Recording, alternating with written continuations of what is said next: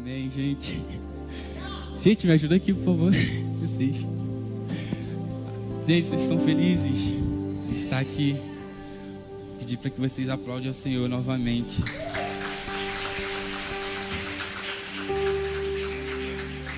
Estou acostumado com isso aqui não, gente. Pelo amor de Deus. Vamos lá. Amém. Se for pedir muito aquele fundinho maneirinho, né? Que vocês fazem.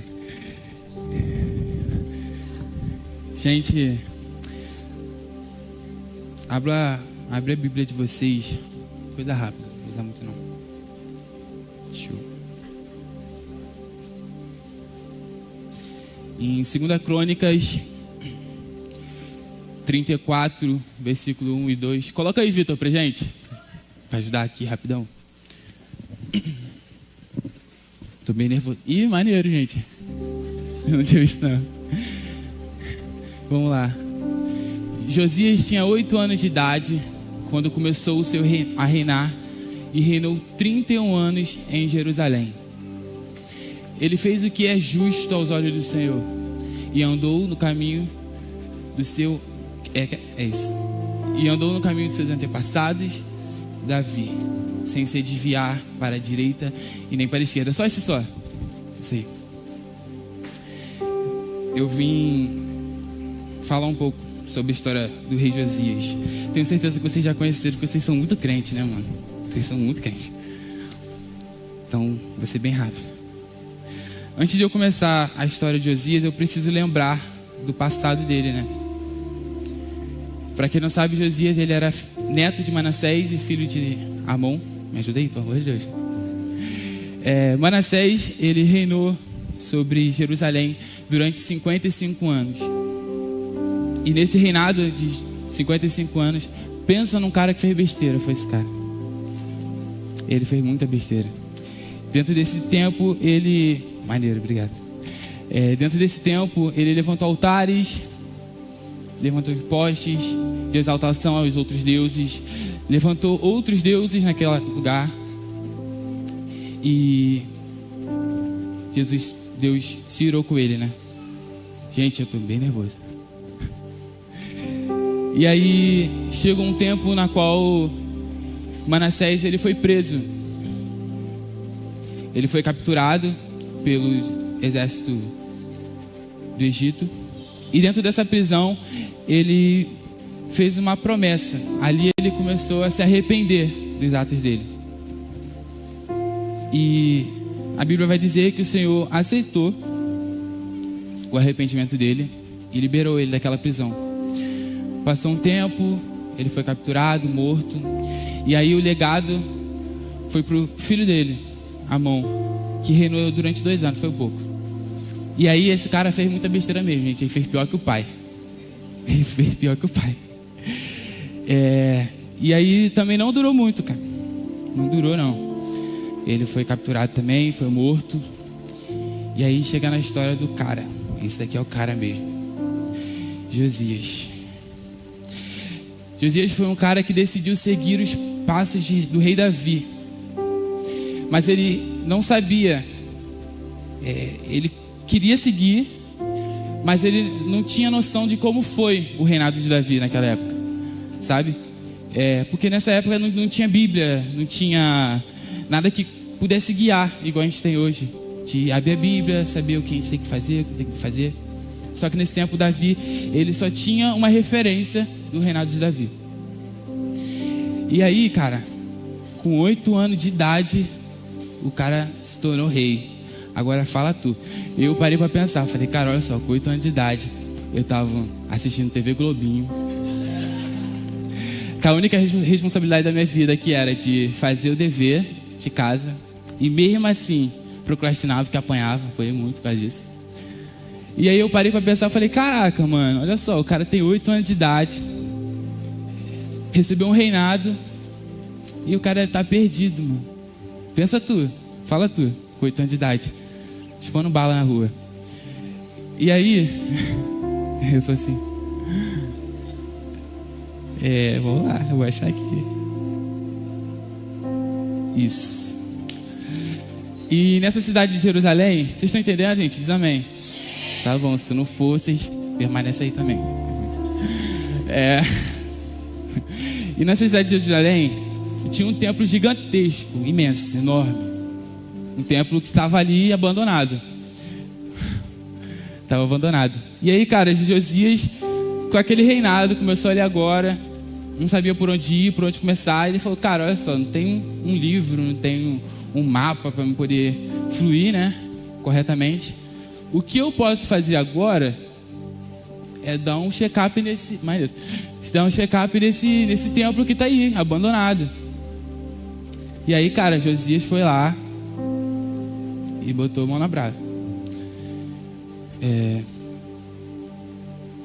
Isso. Só que esse templo tinha sido feito pelo rei Davi e seu filho, né, naquela época. E aí Josias começou a fazer a reforma, mandou os caras lá, sacerdotes, levitas da época, e falou para os caras, ó, confio em vocês, começa aí a reforma. Um certo tempo lá, durante essa reforma, um dos sacerdotes que estava ali naquele lugar, ele encontra um livro, que era o livro da lei. Era o único livro que tinha ali, cara. O cara não sabia que existia. E esse sacerdote corre até Josias e entrega esse livro a ele. Na verdade, ele não entrega. Ele começa a ler as leis do Senhor que estava ali. E aí, ele lendo esse texto,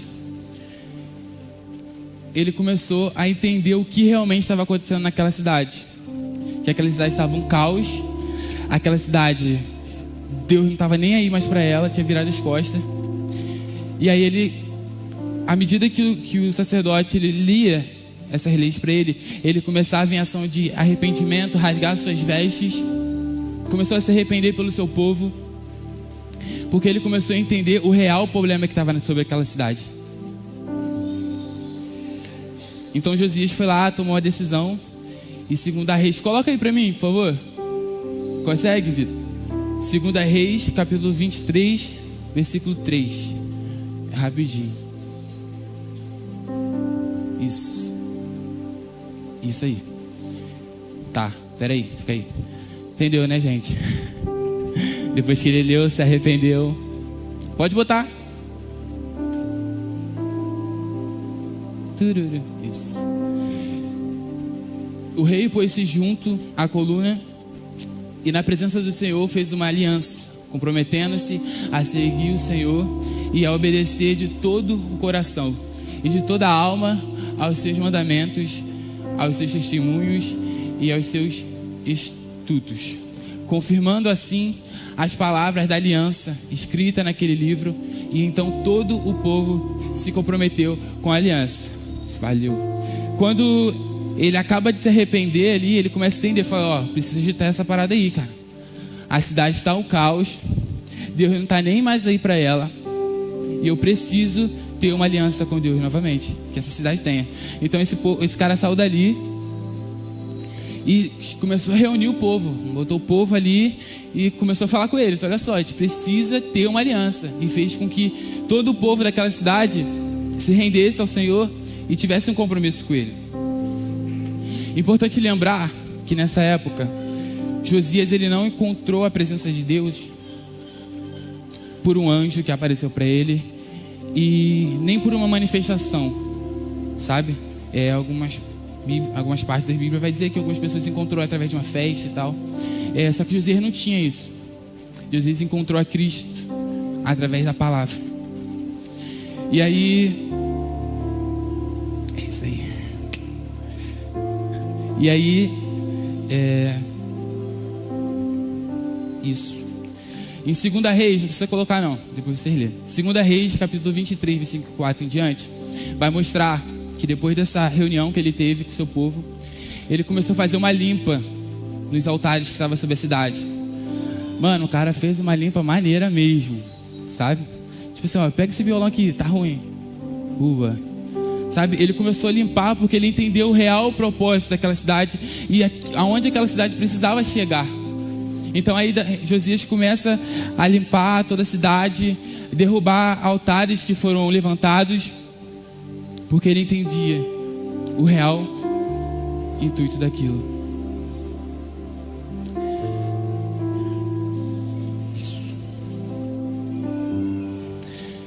Eu entendo que... Eu já vou acabar daqui a pouco. Eu entendo que Josias, nesse texto, ele ensina que nenhum lixo que está sobre a nossa vida, ele vai sair sozinho, meu irmão. Depende da gente tirar todo ele. Sabe por que eu estou falando isso? Porque Josias, com 8 anos de idade, cara, ele era uma criança. Ele poderia muito bem falar: olha, tá tudo do jeito que tá mesmo, já tá fluindo com meu pai. Irmão, continua fazendo o que tinha que fazer. Vou continuar ali tomando meu café, meu Nescau todo dia. Porque ele poderia fazer isso, cara. Ele tinha 8 anos de idade. Olha a responsabilidade que uma criança tinha sobre aquela cidade. Entende? E só que foi diferente. Foi diferente. Ele entendeu que ele precisava fazer uma limpa ali naquela cidade. Então Josias começa a limpar. E é isso que eu parei para pensar. Eu falei: cara, olha só, o cara poderia deixar tudo ali, mas não, mano. Ele decidiu que a própria irmãos e ali, ó, delegar, vamos tirar tudo isso. A gente precisa limpar essa cidade. A gente precisa resgatar o primeiro amor de Cristo sobre ela. Então Josias começa a limpar. E é isso que eu entendo, que nenhum lixo ele vai sair sozinho. Você vai ter que tirar ele. Amém.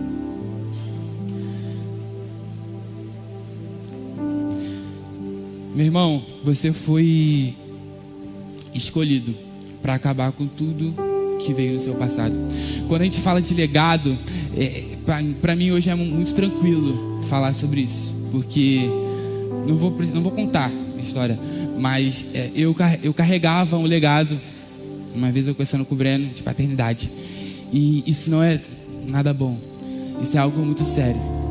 Quando falamos de carregar um legado, é você carregar legado do teu tataravô, que você não sabe nem o que ele fez. E aí a gente tem que tomar uma decisão: se a gente permanece no legado que foi dado, ou se a gente prossegue no próximo rumo.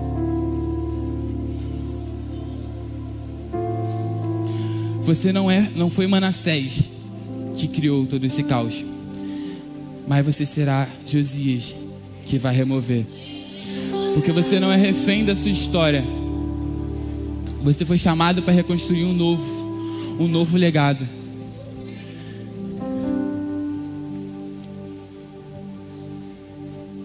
E interessante que... Isso, maneiro. Interessante que nesse tempo que Josias limpou toda essa cidade, né, reorganizou ela, Josias não tinha o intuito de apenas limpar aquilo dali, bora permanecer, não. O cara teve todo o prazer, mano, de limpar toda aquela cidade, reorganizar tudo. E logo depois ele começou a encher, sabe? Porque me remeteu uma passagem, eu não sei qual de fato é, quem deve saber se é a pastora gosta disso. Que Jesus, ele fala para um irmão lá, mais ou menos isso, me ajuda aí. Que se ele expulsasse aquele demônio, de certa forma, ele precisava liberar algo, né? Para que essa pessoa fosse cheia. Porque se esse demônio saísse e a pessoa permanecesse vazia, iria voltar não só um, mas 7 junto com ele. Então Davi, cara, eu entendo que Davi pensou nisso, eu acho não, tenho quase certeza. Cara, ele limpou tudo. E depois dele ter limpado, ele não permaneceu aí, porque ele começou a restaurar tudo. Ele começou a restaurar os sacerdotes daquele tempo. Ele começou a restaurar os levitas daquele tempo. A Arca da Aliança, que já não estava mais dentro daquele templo. O cara falou: olha só, o lugar dela é ali, meu irmão. Vamos trazer a presença de Deus novamente.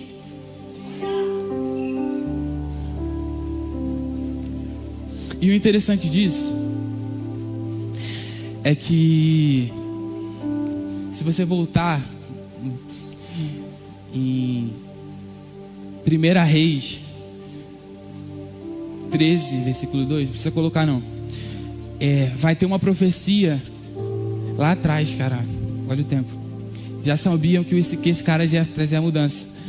Havia uma profecia já que nasceria um cara chamado Josias, que iria restaurar toda essa cidade. E o que eu entendo disso, mano? Talvez a nossa família, ou a sua trajetória familiar, que eu não sei de fato o que é, pode ter acontecido diversas coisas, assim como na minha. E eu tenho certeza, cara, que toda a família teve. E talvez você foi chamado para mudar isso. Porque Josias, ele não foi um cara que seguiu assim como o pai dele. O avô dele morreu, foi o pai. Não, cara, o cara já era escolhido para estar ali. Você já é escolhido para estar onde você está. Você é escolhido, meu irmão, para poder reconstruir um novo legado sobre a sua família.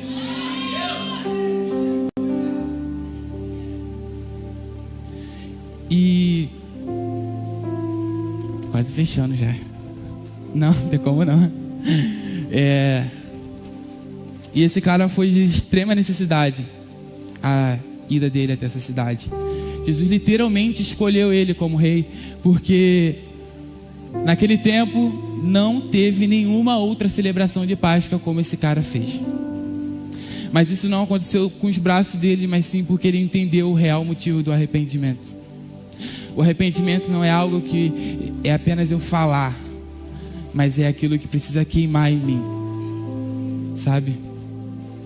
E eu entendo que Josias, ele foi um cara que se arrependeu sim, por toda a sua trajetória, por toda a sua família, por tudo aquilo que veio atrás dele, para ele poder conseguir reconstruir um novo e liberar um legado sobre aquela cidade. Você pode subir, gente. Pode subir. Ai, não, vem, me ajuda aqui. Eu fui muito rápido, né? O Breno vai me matar. Foi bom? Tá bom? Tá bom. A gente vai fluir agora, que eu preciso falar com vocês. Queria que vocês se colocassem de pé. Se quiser abaixar assim, pode botar naquele momento de adoração de novo. A gente vai fluir agora. Tinha muita gente. Quando o Senhor falou comigo, eu imaginei pouca gente. Falei, caraca, olha, não tem muita gente não. Mas eu queria fazer algo, não é doideira. Juro pra vocês que é do Senhor. Gente, eu preciso que vocês venham todos aqui pra frente. Vem pra cá, vocês. A gente não vai liberar nada sobre a sua cabeça.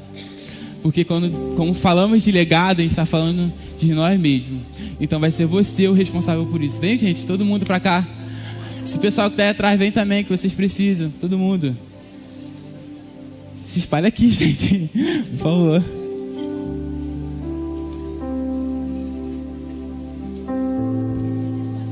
Se espalha, gente, por favor. Arthur, ajuda aqui, abaixa um pouquinho aqui essa iluminação pra gente poder ficar no clima maneiro. Vem pra cá, gente, vem pra cá, fica com vergonha não. Cadê os panos? Tira o água daqui, gente. O pessoal deve estar com medo, ele tá aqui, não vai descer daqui. Ele não vai. Lidiane, cadê ele? Vem pra cá, gente, vem pra cá. A gente vai fazer um momento sério. Vem pra cá, gente, me ajuda aqui. Isso.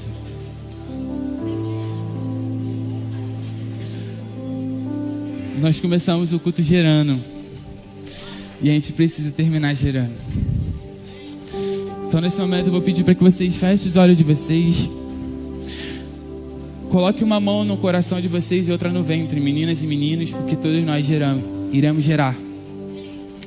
E nesse momento eu vou pedir para que vocês comecem a liberar tudo aquilo que aconteceu sobre a família de vocês, que vocês sabem. Aquele legado que você não quer carregar, aquilo que você sabe que aconteceu e você não quer de jeito nenhum permanecer com ele. Nós iremos orar quebrando isso e logo após nós iremos orar gerando uma geração. Então começa a pensar aí em tudo que você passou, por tudo que você já viveu. Talvez o legado que foi liberado sobre a sua vida foi uma falta de paternidade. Talvez o legado que foi gerado sobre a sua vida foi uma falta de amor materno. Talvez o que foi gerado sobre a sua vida foi um aborto lá atrás. Nós precisamos quebrar isso, meu irmão.